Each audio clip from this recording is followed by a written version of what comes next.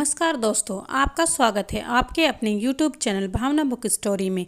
आशा करती हूँ आप सभी स्वस्थ होंगे और खुश होंगे। आज की कथा बहुत ही ज्ञानवर्धक होने वाली है और आशा करती हूँ आपको बहुत ही आनंद आएगा।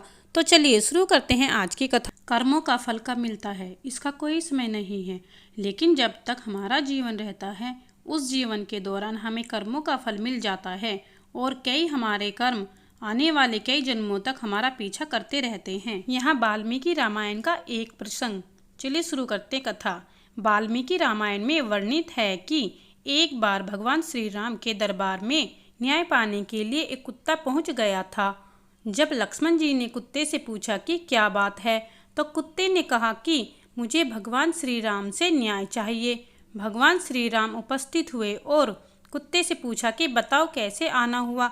कुत्ते ने कहा कि प्रभु, मैं खेत के मेड़ के बगल में लेटा था, तभी एक ब्राह्मण जो कि उस रास्ते से जा रहे थे मुझ पर अनावश्यक डंडे से प्रहार करके चोटिल किया है। मुझे न्याय चाहिए कि बिना किसी अपराध के भी ब्राह्मण ने मुझे क्यों पीटा, इसलिए आप उस ब्राह्मण को दंड दीजिए। इस पर भगवान श्री राम ने उस ब्राह्मण को भी बुला लिया और सवाल किया कि आपने इस कुत्ते को किस कारण से पीटा है। ब्राह्मण ने कहा कि प्रभु, मैं स्नान करने के लिए नदी की तरफ जा रहा था तो सोचा कि ये कुत्ता कहीं मेरे कपड़े छू कर मुझे अपवित्र न कर दे, इसलिए इसे दूर भगाने के लिए मैंने एक डंडे का प्रहार किया। भगवान ने कुत्ते से पूछा कि तुम बताओ इनको क्या दंड दिया जाए। तब कुत्ते ने कहा कि प्रभु, मैं आपकी शरण में आया हूँ, न्याय तो आपको ही करना है। इस पर भगवान ने फिर से कहा कि नहीं, तुम बताओ इन्हें क्या दंड दिया जाए और वही दंड इन पर लागू होगा। तब कुत्ते ने कहा कि इन ब्राह्मण को कालिंजर के एक मठ में मठाधीश बना दिया जाए। ये सुनकर वहां राजसभा में उपस्थित सभी लोग अवाक रह गए, क्योंकि कालिंजर का वो मठ असीम वैभव, ऐश्वर्य और अकूट धन से समृद्ध था। उसका मठाधीश बनना गर्व की बात होती थी। तब भगवान राम ने पूछा कि तुम दंड दे रहे हो या मजाक कर रहे हो। तब कुत्ते ने भगवान श्री राम से कहा कि नहीं प्रभु, मैं दंड दे रहा हूँ, क्योंकि पिछले योनि में मैं वहाँ का मठाधीश ही था। उस मठ में उपस्थित ऐश्वर्य, समृद्धि, अकूट धन ने मेरी बुद्धि भ्रष्ट कर दी। मुझे जो सत्य के प्रति कार्य करना था उसे न करके मैं गलत कार्यों में लिप्त रहने लगा और उसे ही जीवन का असली आनंद समझ बैठा, जिससे मेरे तप का तेज खत्म होने लगा और एक दिन मेरी मृत्यु भी हो गई। उसके बाद मुझे ये कुत्ते की योनि प्राप्त हुई है। मेरे कर्म इतने खराब हो गए थे कि दोबारा मनुष्य जन्म भी नहीं मिला।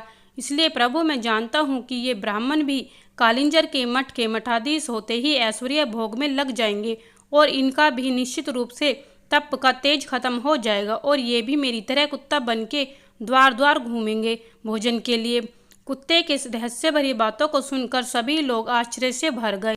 कर्म सिद्धांत का यह नियम है कि प्राणी जो भी कर्म करता है उसके फल को भोगने के लिए उसे दोबारा जन्म लेना पड़ता है, क्योंकि पूर्वकृत कर्म फल पूर्व जन्म में पूरा नहीं हो पाता। अर्थात कुछ कर्म इस प्रकार के होते हैं कि जिनका फल इस जन्म में मिल जाता है और कुछ कर्म इस प्रकार के होते हैं जिनका फल इस जन्म में नहीं मिलता है, इसलिए अगला जन्म पुनर्जन्म लेना पड़ता है।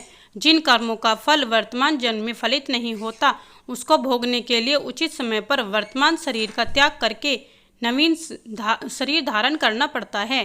प्रकृति में कोई भी चीज़ अक्षम्य नहीं है। प्रकृति हमेशा अपना प्रभाव रखती है, सामने दिखाती है, उसे कोई रोक नहीं सकता। उसे अगर कोई रोक सकता है तो आपका शुभ कर्म ही है। आपके द्वारा किए गए दुष्कर्म को रोकने का माध्यम आपके द्वारा किए गए शुभ कर्म ही हैं और शुभ कर्म करने से ऐसे ही बड़े बड़े दुष्कर्म कट जाते हैं। तो दोस्तों, आज की कथा आपको कैसी लगी? अगर पसंद आई हो तो कमेंट करें और वीडियो को लाइक करें और प्लीज़ चैनल को सब्सक्राइब करें। धन्यवाद।